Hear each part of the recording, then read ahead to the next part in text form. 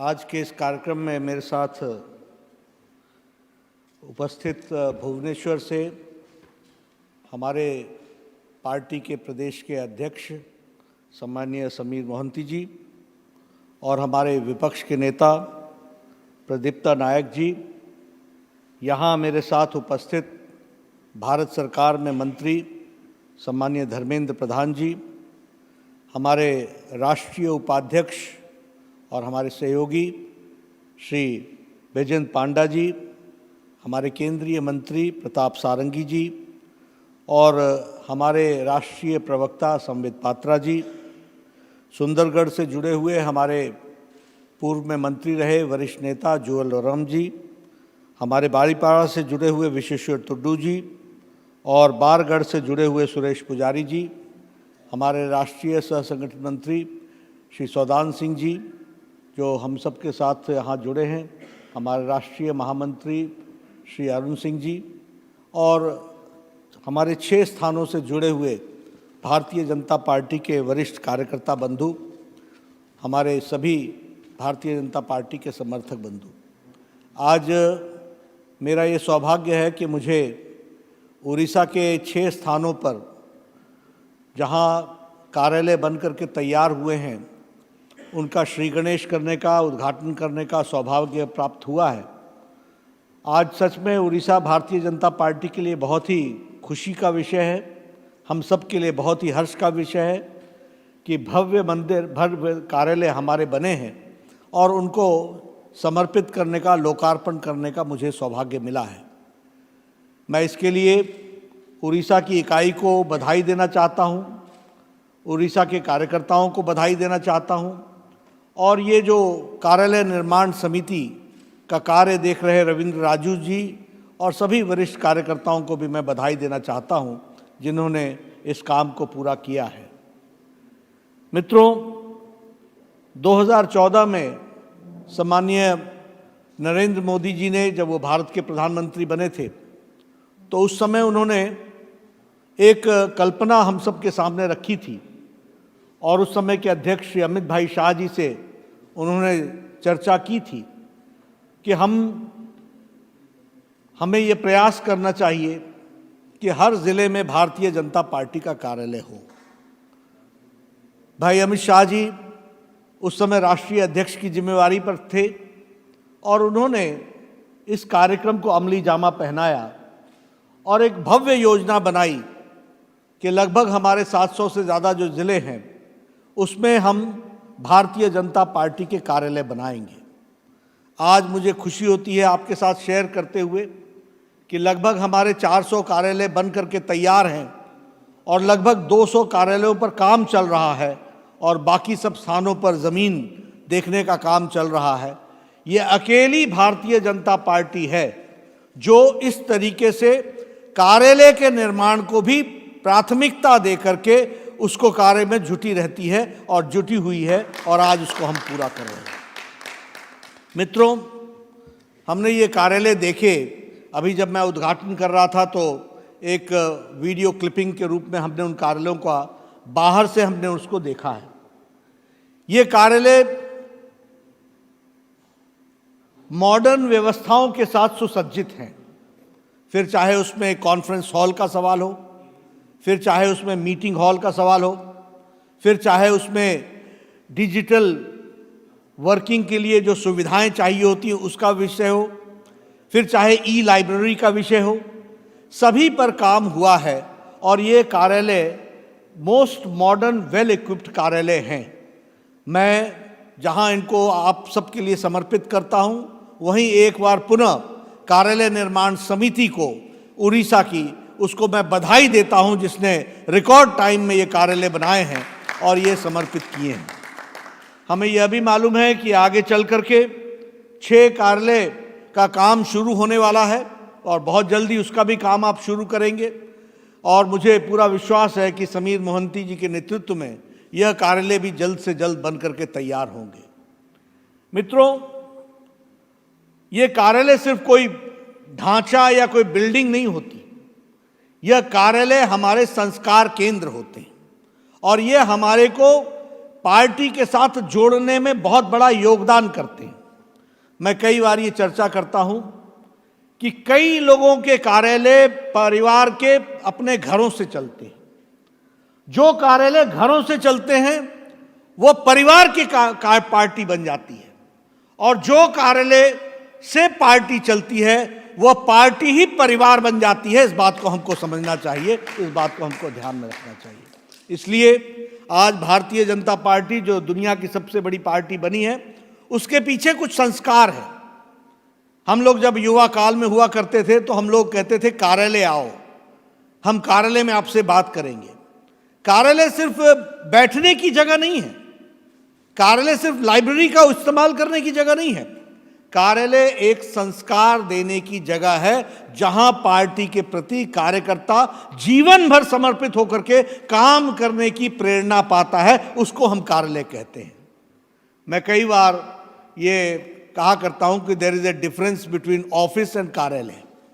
Office वो होता है जो 10 बजे खुलता है, 5 बजे बंद हो जाता है।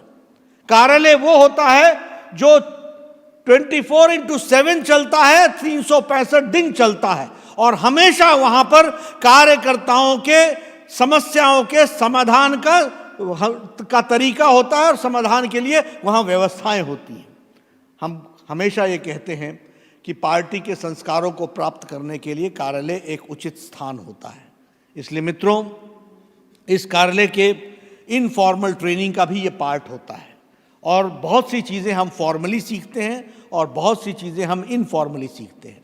इसलिए मेरा ये निवेदन भी रहता है कि कार्यालय का वातावरण भी उपयुक्त होना चाहिए। वैचारिक पृष्ठभूमि पर क्या रीति नीति होनी चाहिए, इसकी भी हमको चिंता करनी चाहिए, और मुझे पूरा विश्वास है कि हमारे कार्यकर्ता इन बातों की चिंता करेंगे। और ये जो मोस्ट मॉडर्न कार्यालय बने हैं, अच्छी व्यवस्थाओं के साथ सुसज्जित हैं, इसका उपयोग हमारे कार्यकर्ता उठाएंगे, और कार्यकर्ताओं को विकास में ये कार्यालय काम आएगा, ऐसा मैं महसूस करता हूँ। मित्रों, अभी कुछ दिन पहले ही, 1 सप्ताह पहले चुनाव में नतीजे आए। बिहार का चुनाव हुआ और कई उपचुनाव हुए, लगभग 59 के आसपास उपचुनाव हुए। खुशी होती है आपके साथ ये चर्चा करते हुए कि इन चुनाव में लोगों ने भारतीय जनता पार्टी को भरपूर आशीर्वाद दिया।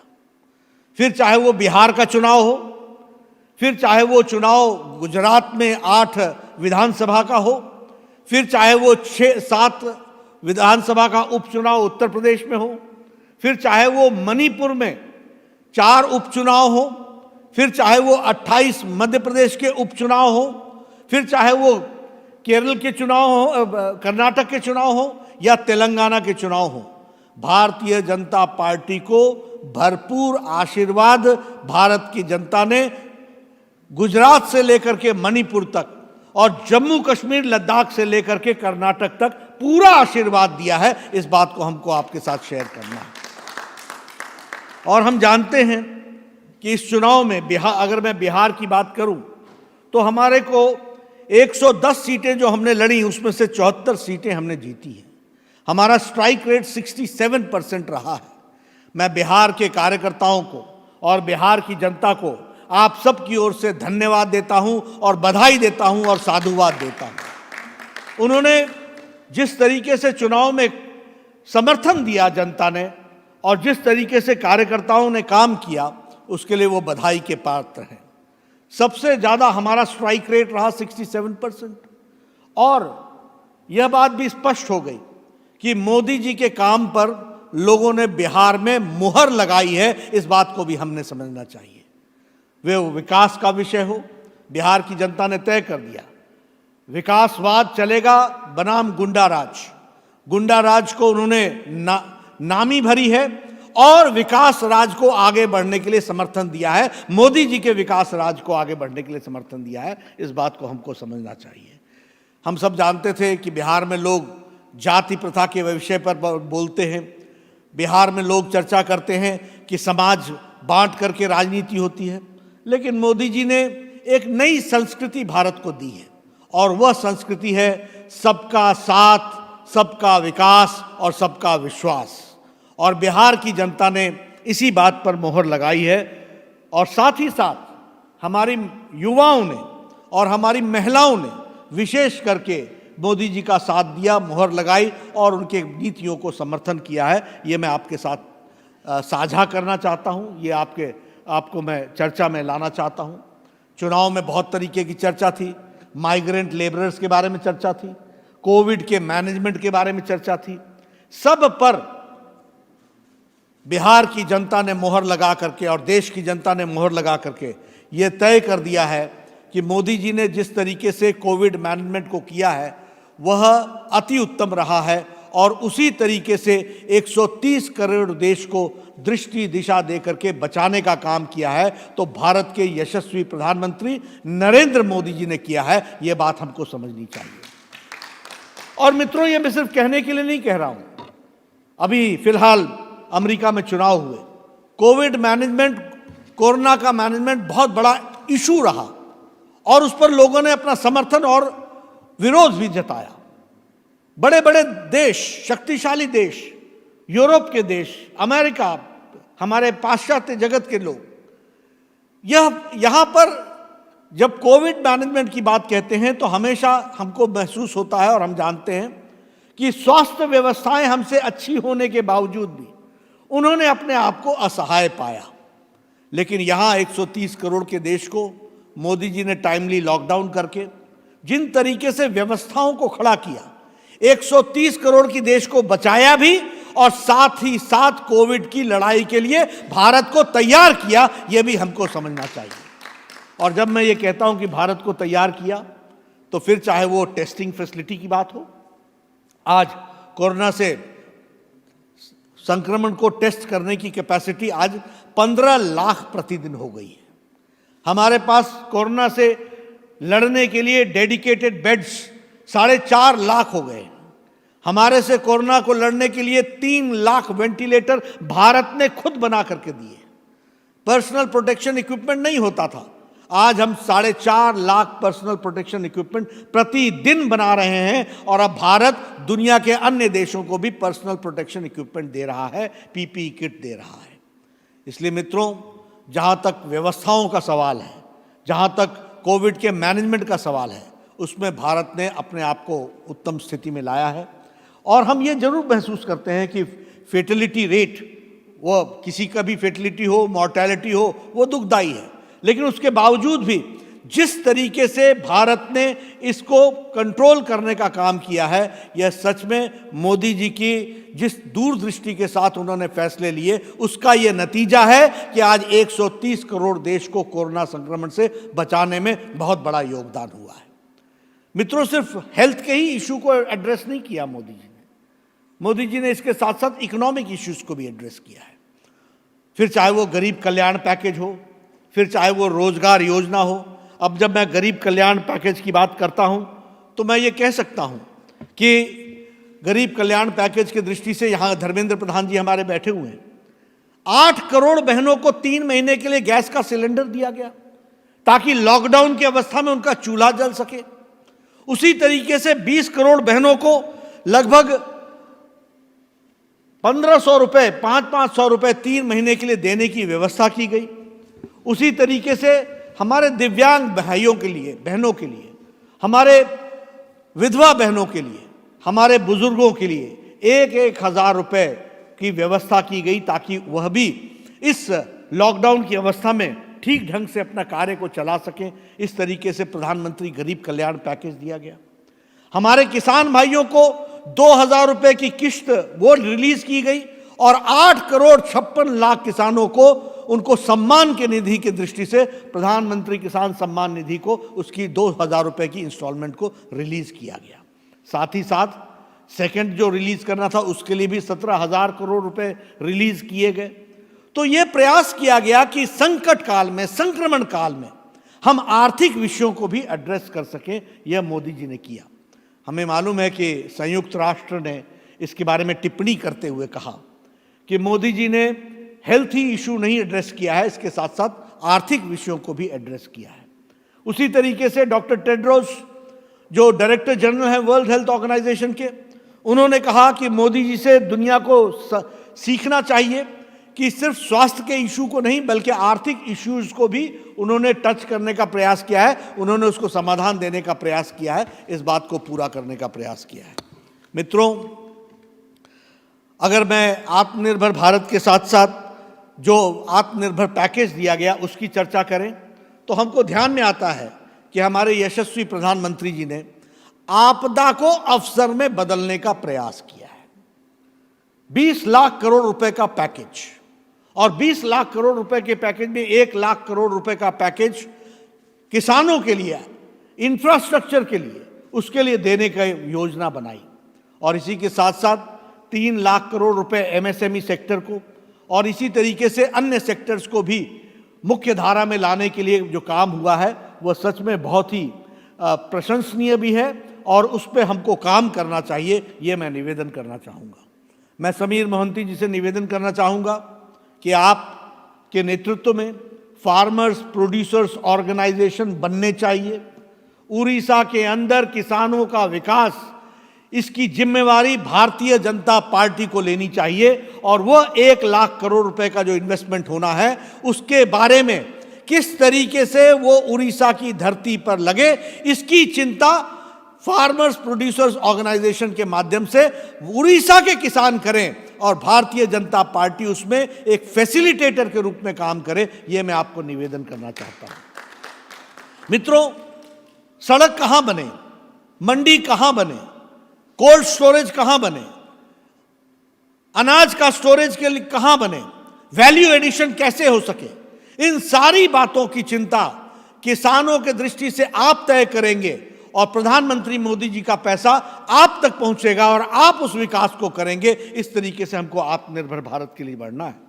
और मैं इसमें यही कहना चाहूँगा कि ये इन योजनाओं को भी हम अमली जामा पहनाने में अपना पूरा योगदान कर सकें।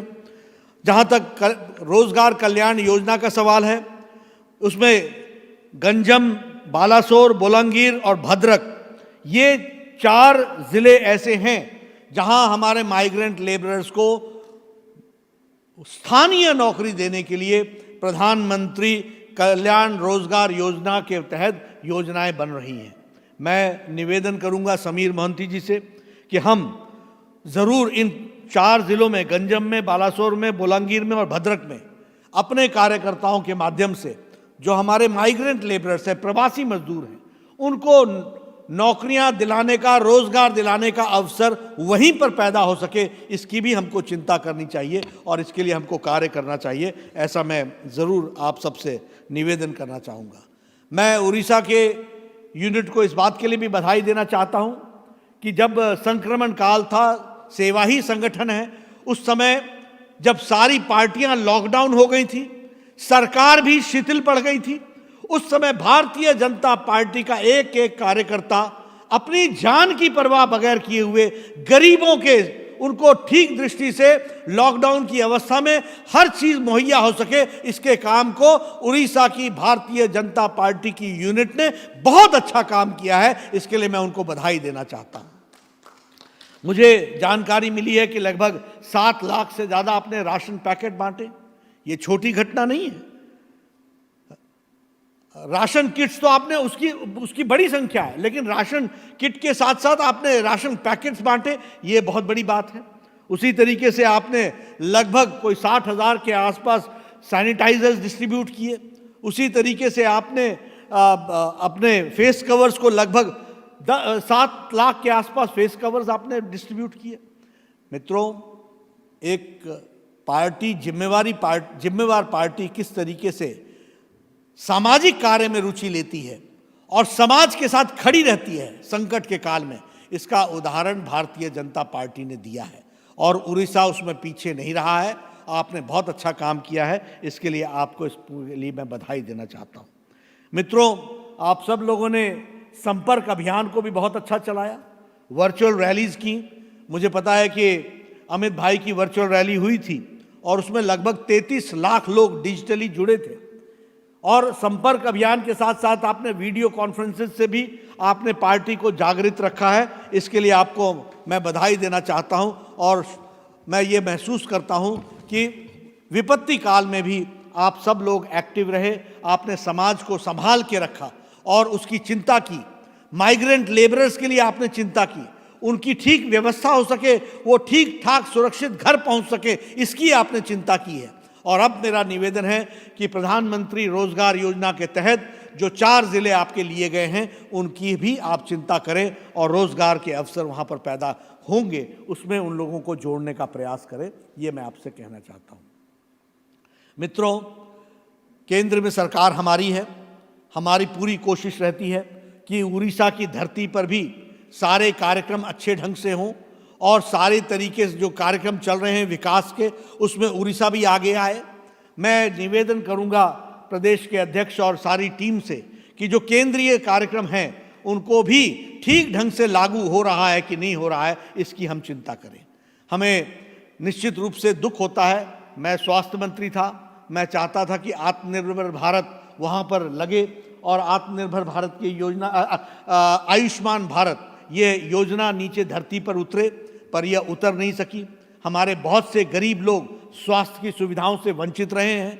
धर्मेंद्र प्रधान जी के साथ मैं मंत्री था तो उस समय हमने बड़ा प्रयास किया, लेकिन वो नहीं हो पाया।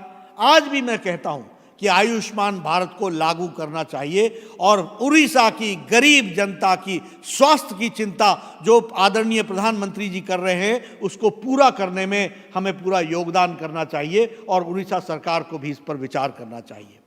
हमें मालूम है कि दीघा गोपालपुर कोस्टल हाईवे लगभग 9,000 करोड़ रुपए खर्च हो रहे हैं और ये 451 किलोमीटर की सड़क बन रही है। उसी तरीके से Khordha road Bolangir new line, यह भी 3,791 करोड़ रुपए से बन रहा है। उसी तरीके से कटक अंगुल संबलपुर सड़क नेशनल हाईवे, यह भी 4,500 करोड़ रुपए की लागत से बन रहा है। उसी तरीके से 68 किलोमीटर ये Bhubaneswar ring road Bharatmala project के तहत भुवनेश्वर के चारों तरफ बन रही है। उसी तरीके से हमारे पारादीप पाट कोक गैसिफिकेशन प्लांट, यह भी कंस्ट्रक्ट हो रहा है। 11,300 करोड़ रुपए की लागत से खर्च हो रहा है, काम चल रहा है, जो उड़ीसा के आर्थिक जगत में एक बहुत बड़ी पहल है, इसको हमको समझना चाहिए।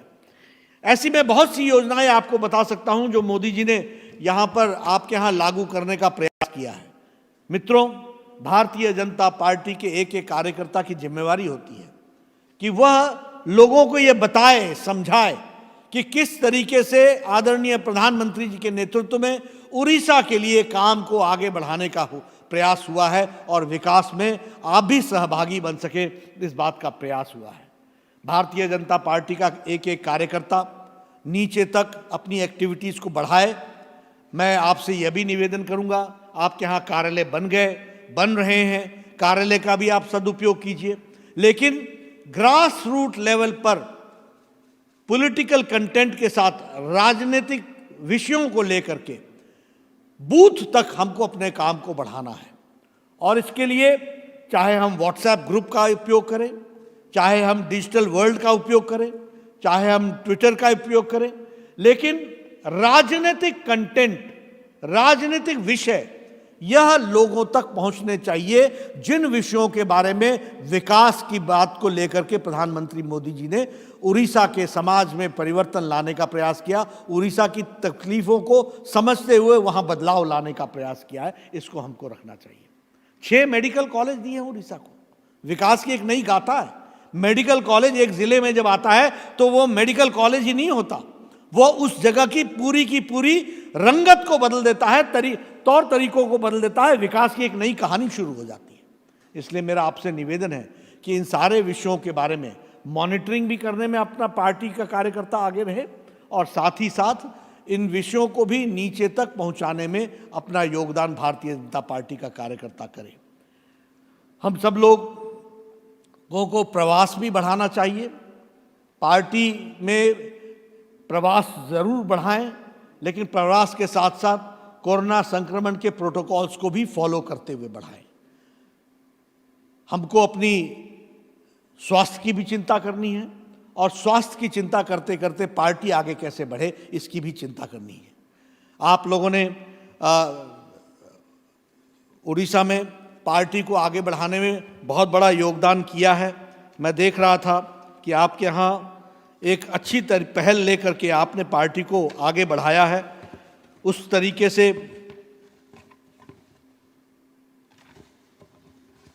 आपने जो ट्राइबल सीट्स हैं उसमें 33 सीटों में 11 विधानसभा की सीटें आपने जीती हैं। उसी तरीके से वोट शेयर जो 2014 में आपका 21% था उसको बढ़ा करके आपने 2019 में 38% तक पहुंचाया है। और उसी तरीके से विधानसभा के चुनाव में जो 18% था उसको बढ़ा करके आप 32% तक ले गए हैं।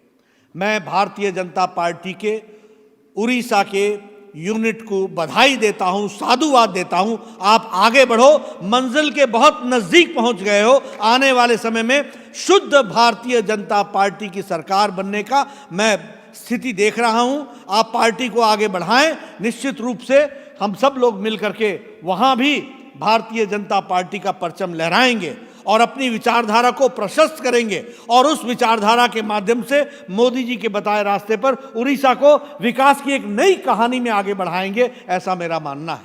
आप सब लोगों ने आज इस शुभ घड़ी में इस कार्यक्रम में शामिल हुए, आप सबको फिर से बहुत बहुत बधाई, बहुत बहुत धन्यवाद। पूरी ताकत के साथ उड़ीसा आगे बढ़े और उड़ीसा की भारतीय जनता पार्टी की यूनिट आगे बढ़े, यही शुभकामनाओं के साथ बहुत बहुत धन्यवाद।